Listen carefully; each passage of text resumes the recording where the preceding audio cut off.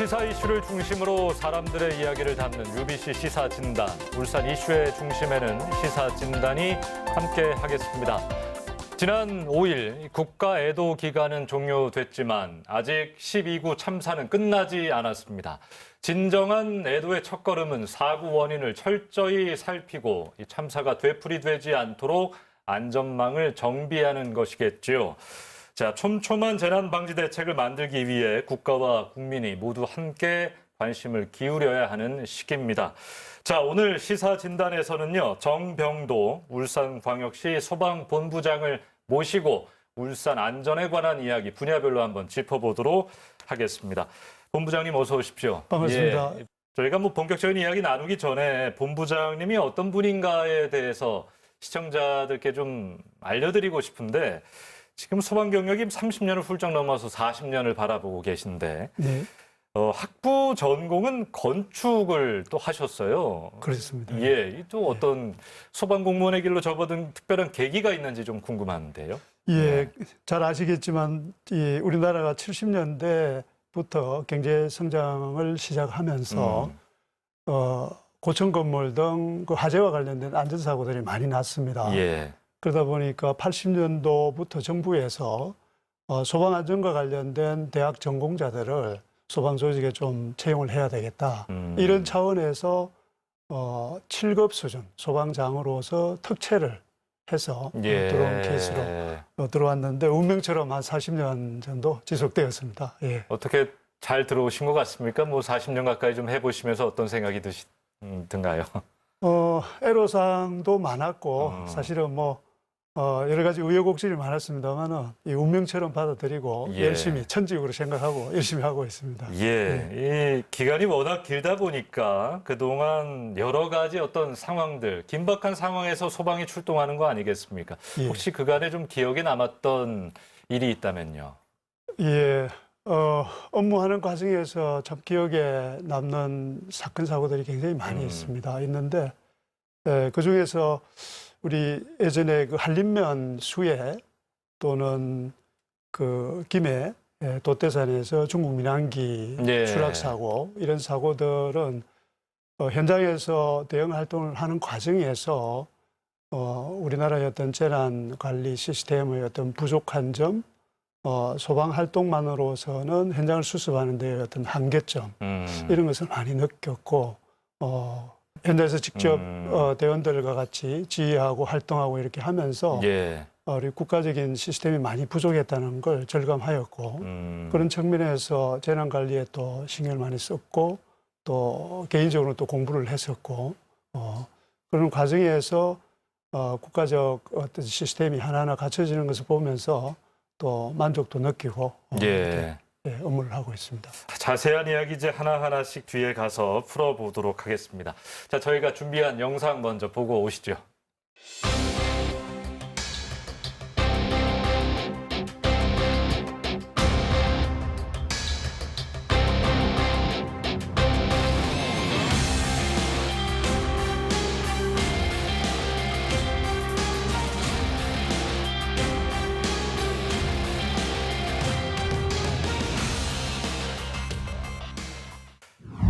자, 최근 소방구조 출동 현황들 좀 짚어보면서 시작을 하고 싶은데요. 소방이란 말 자체도 그렇습니다만 소방하면 많은 시민들께서 일단 화재 진압, 이 이미지를 가장 먼저 떠올리실 텐데 요즘은 그렇지가 않은 것 같아요. 어떤 신고들이 좀 들어오고 있습니까? 예, 그렇습니다. 하루 저희 119에 1년 평균 약 24만 건의 119 신고가 들어오고 있습니다. 하루 평균 약 650건 가까운 119 신고가 들어오는데 주로 이제 화재와 관련된 출동이 저희들 평균 한 하루에 10건 우리 울산시에서 그다음에 구조와 관련된 게 한 70여 건, 구급이 145건. 그래서 한 매 6분마다 한 건 정도 소방 출동을 6분마다 한 번 하고 있습니다. 하고 있고 24만 건이라면은 우리 울산 시민이 110만으로 봤을 때 어린이들을 제외하고 약 5분의 1에 가까운 시민들이 1년에 한 번씩 119를 이용을 하고 있는 현실입니다. 그만큼 이제 저희 소방 업무는 그 과거에 화재에서 시작을 했지만은 요즘은 구조, 구급, 또 재난, 또 생활 안전과 관련된 전반적인 부분에서 시민들의 안전을 이 서비스를 제공하는 조직으로 성장을 해 있습니다. 예, 그게 좀 궁금한데 코로나19를 저희가 겪었잖아요. 팬데믹 시대에 어떤 구조 활동의 어떤 양상이라든지 그런 것이 변화된 것이 있는지, 뭐 구조 요청의 증감 추이가 좀 어떤지 이런 것들 좀 데이터가 궁금한데요. 코로나 2년을 저희 경험하고 나서 전체적인 소방 어떤 출동 통계를 한번 분석해 보면은 큰 틀에서는 큰 변화는 없습니다. 큰 변화는 없다. 기본적으로 봄철에는 산불, 여름에는 순환사고, 가을철에는 등반객들 위주의 안전사고, 겨울철에는 화재가 이제 집중을 이루고 있고, 코로나 시간 동안에 저희들 약 한 8,000건 가까운 환자를 이송을 했습니다. 이송을 했고, 야외 활동이 줄어들다 보니까 안전사고, 생활 안전과 관련된 부분은 다소 줄었습니다만은 화재와 관련된 출동들은 여전히 조금씩 늘은 걸로 통계가 나오고 있고, 예. 특히나 이제 요즘 들어서 1인 가구 또 65세 이상의 어떤 고령 인구들이 많이 증가를 하다 보니까 예. 그런 측면에서의 어떤 신고들, 사고들이 많이 일어나는 걸로 이렇게 통계적으로 예. 나오고 있습니다. 그러면 이제 울산에 있는 안전망을 한번 진단해 봤으면 좋겠는데, 그 산업 수도라고 하는 울산의 어떤 지역적인 특성이 소방에서 보시기에도 분명 있을 것 같아요. 어떤 것들이 좀 있을까요?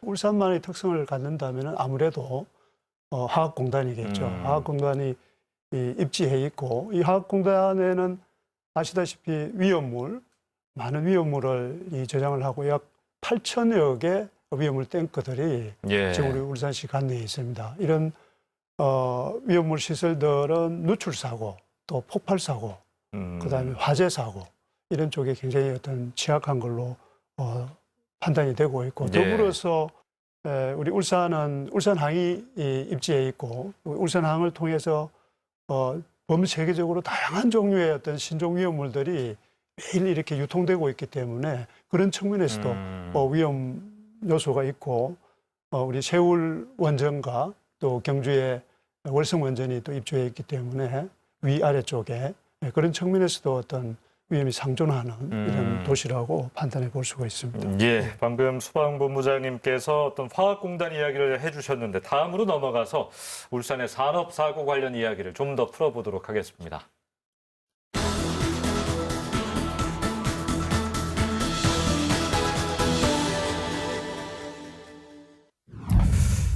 자, 산업도시 울산 이야기처럼 이 화학공단 대규모 산업단지가 즐비해서 화재와 폭발 사고에 취약한 지역입니다. 실제로 이 공단발 신고 건수가 좀 어느 정도 되는지요? 우리 공단 지역에서 매년 저희들 한 5년간 평균 데이터를 이렇게 통계를 내보니까 예. 1년에 한 30여 건 이상의 크고 작은 사고들이 빈발하고 있습니다. 대부분이 보면은 화재 사고, 폭발 사고, 누출 사고로 이렇게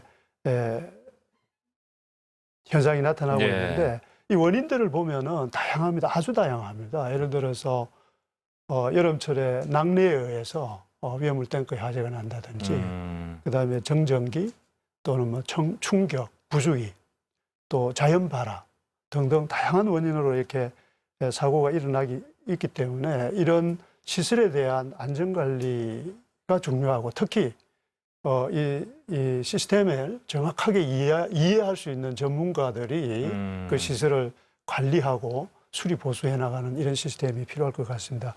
자, 여러분들 기억하실 겁니다. 지난 2019년 9월에 울산 연포부두에서 2만 5천 톤급 석유 제품 운반선에서 폭발 사고가 있었습니다.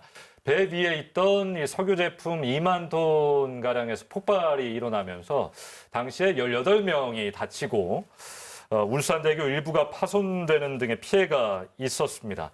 18시간 만에 당시 좀 화재가 진압됐는데, 우리 본부장님께서는 울산에 오시기 전이긴 합니다만 한번 그때 상황을 한번 보고를 받으셨을 테니까, 또 상황을 좀 지켜보셨을 테니까 한번 여쭤보겠습니다. 어땠습니까? 당시 외국 선적인데 정박 중이었습니다. 석유 제품을 이렇게 취급하는 대형 운반선이었는데 폭발과 더불어서 화재가 발생을 했고, 예.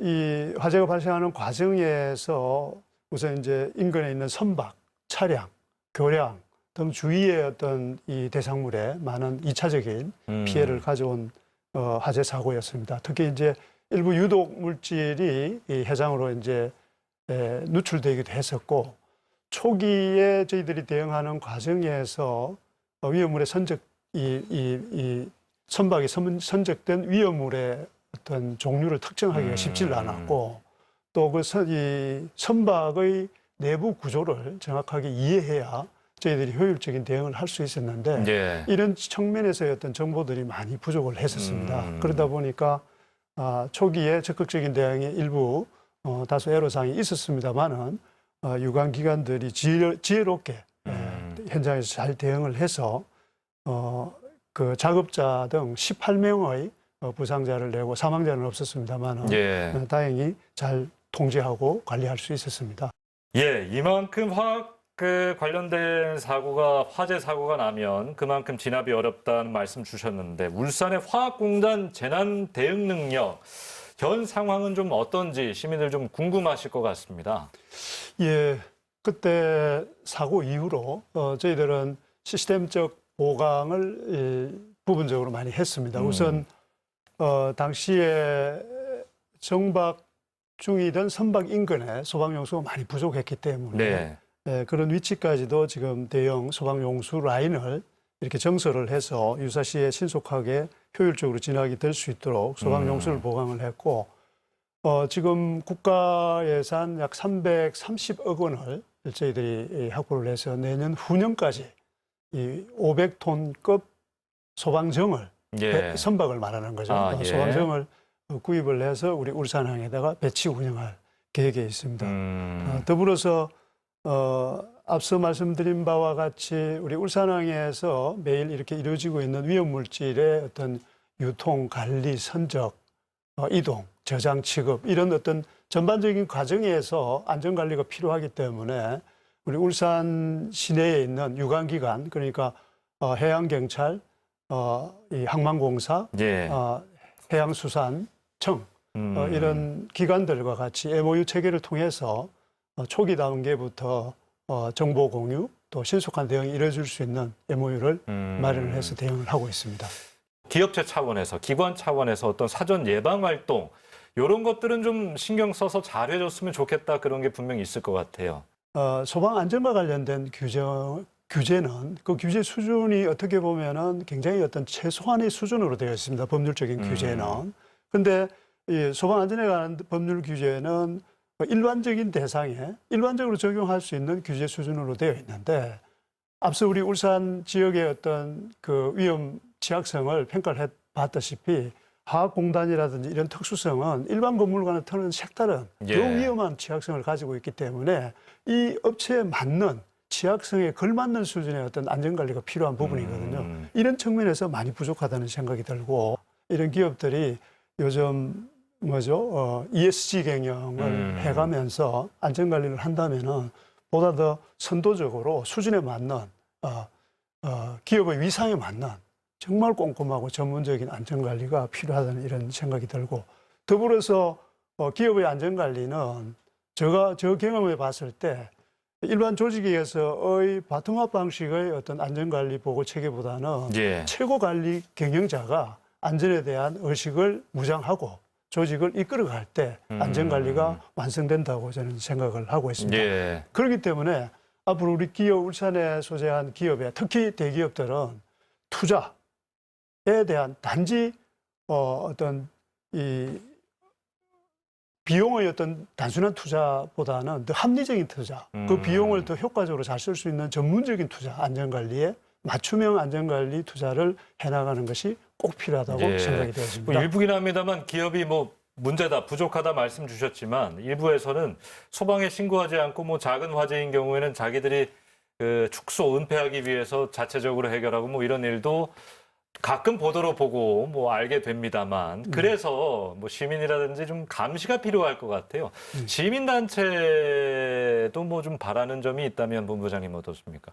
그렇습니다. 이 지역의 안전, 재난 안전과 관련돼서는 사실은 굉장히 어떤 포괄적이고 종합적이거든요. 그렇기 때문에 이게 행정기관에서 일반적으로 하고 기업이 자율적으로 하는 차원에서는 부족하고 지역의 주민들이 같이 더불어 사회적 참여를 통해서 이런 부분을 각자의 입장, 각자의 시각에서 보고 비판하고 평가하고 이 발전시켜가는 이런 노력들이 필요한 거죠. 그래서 제가 오늘 이런 나온 부분도 홍보도 언론을 통해서 우리 지역사회의 어떤 시민들의 안전의식을 올려가는 예. 이런 어떤 의미가 담겨져 있거든요. 그런 측면하고 시민단체에서는 지속적으로 어떤 시민들의 어떤 안전을 확보를 하기 위해서 감시자로서 또 경계자로서 비판자로서 역할을 지속적으로 해갈 필요가 있다고 생각이 되었습니다. 예, 중요한 지적 같습니다.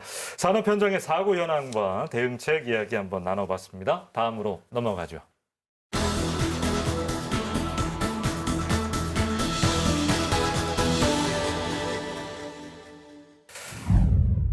자, 최근 서울 이태원에서 비극적인 참사가 벌어졌습니다. 국가적 애도 기간이 끝나고도 참 기운을 차릴 수 없을 만큼 슬픔이 가시지 않고 있는데, 자, 소방 전문가, 소방 공무원으로서 좀 어떤 대비가 필요한지 앞으로 좀 지적을 해주신다면 어떻습니까?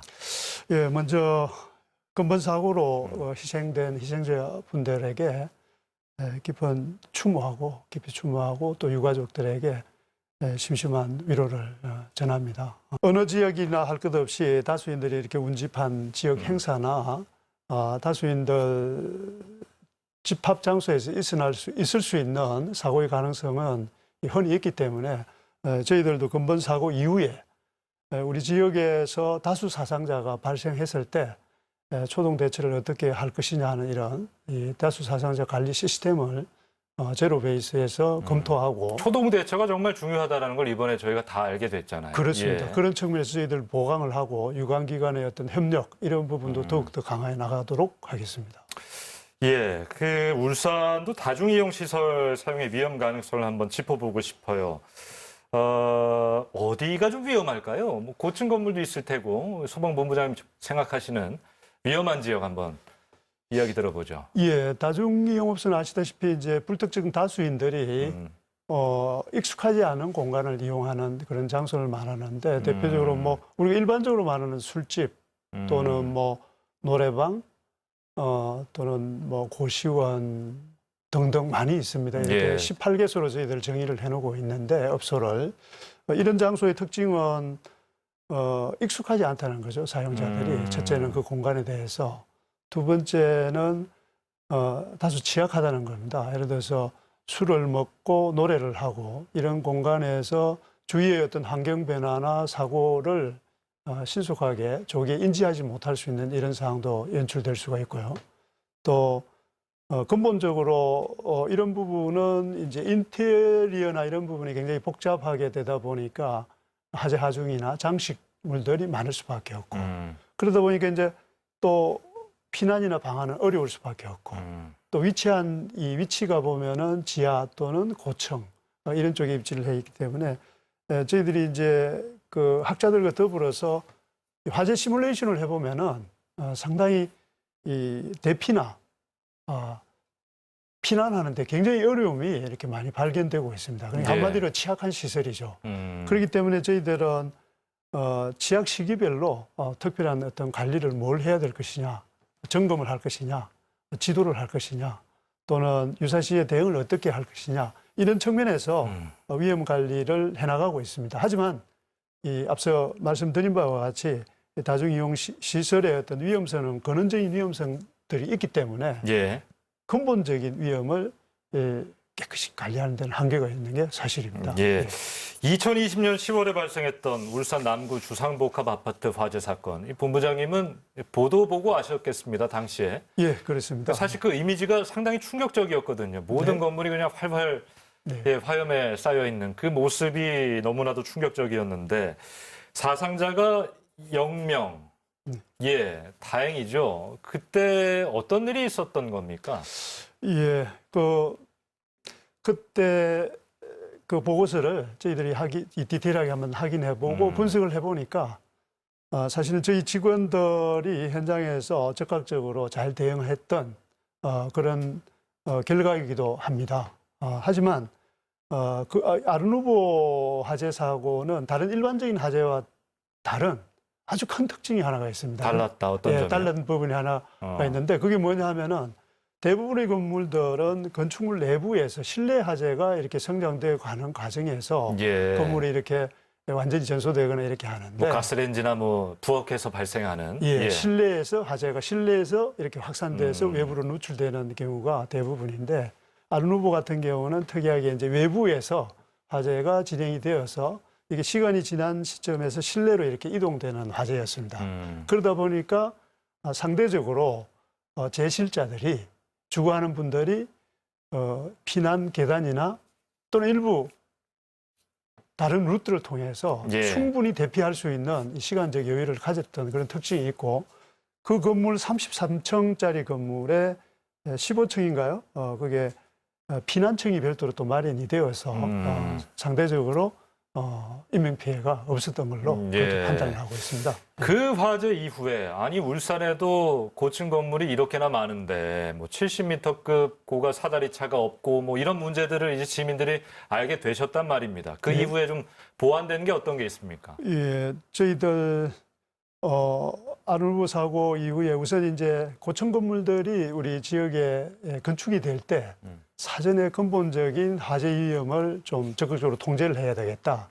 이런 측면에서 건축물 허가 과정에서 우리 소방 차량의 어떤 접근 관계, 소방 시설의 어떤 적합성 관계, 그다음에 피난 방화가 원활할지 이런 다양한 부분을 전문가들 중심으로 해서 우선 검토를 해서 그게 충족될 때 허가를 내주고 있고 두 번째 이제 화재가 났을 때 실질적으로 저희들이 할 수 있는 적극적인 대응, 우리 70m짜리 고가 사다리 차도 작년 연말에 저희들이 구매를 해서 지금 현재 울산에 있는 상황입니다. 예, 운영을 하고 있습니다. 하고 있고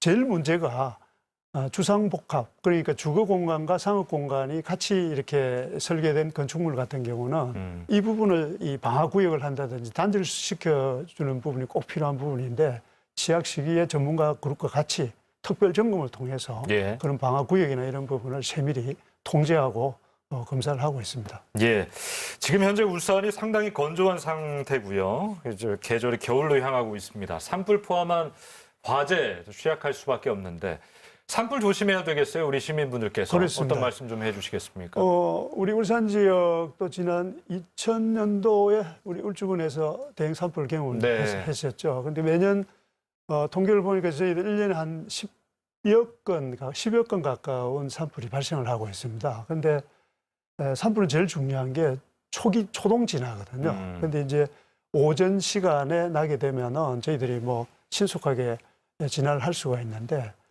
건조하고 강풍이 불거나 또는 오후 시간 4시, 5시 이후에 이렇게 산불이 일어나게 되면은 헬기가 출동해서 작업할 수 있는 시간이 제한적입니다. 일몰 후에는 작업을 할 수가 없기 때문에 그 시기에 산불은 가장 취약하기 때문에 저희들도 대응하기에 상당히 한계가 있고요. 그러다 보면 자연적으로 하루를 넘어서 다음날 아침에 진화 작업을 해야 되는데 그러는 과정에서 기하적으로 이렇게 확산이 되는 사례들이 있습니다. 그래서 특히나 이제 취약 시간의 산불들은 각별한 조심을 통해서 산불이 발생하지 않도록 우리 시민들의 어떤 각별한 관심이 요구되고 있습니다. 예, 저도 사실은 울산 시민의 한 사람으로서 잊지 않으려고 노력하는 게 몇 대 전 태풍 때 울산의 구조대원 한 분이 또 목숨을 잃으시기도 했고 참 여러 가지로 우리 소방관 분들이 시민의 안전을 지키기 위해서 노력들을 많이 하고 계신데요. 감사드리고 우리 소방본부장님이 우리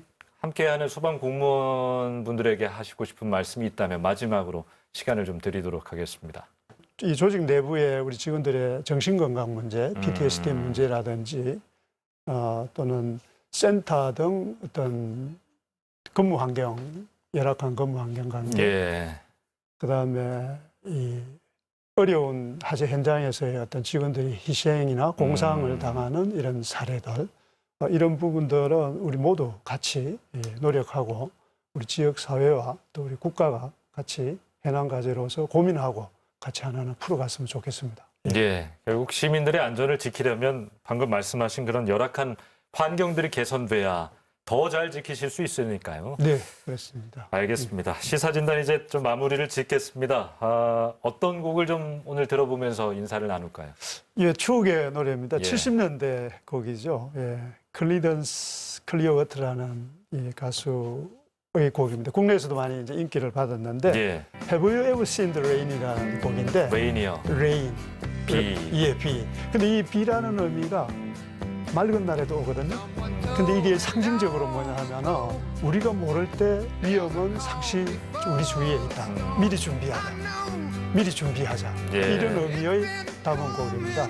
그래서 우리 울산 시민 모두가 우리가 이제 비록 현재는 안전하지만은 향후에 있을 위험을 준비하고 같이 해결하는데 노력했으면 좋겠습니다. 예, 울산의 안전을 위해 같이 노력하자. 알겠습니다. 오늘 시사진단 전병도 울산광역시 소방본부장과 이야기 나눴습니다. 고맙습니다. 감사합니다. 자, 오늘 시사진단은요, 울산 소방본부 차원에서 울산의 안전을 진단하는 시간 가져봤습니다. 울산의 보다 안전한 내일을 소망하면서 오늘 방송 마치도록 하겠습니다. 시청해주신 여러분 고맙습니다.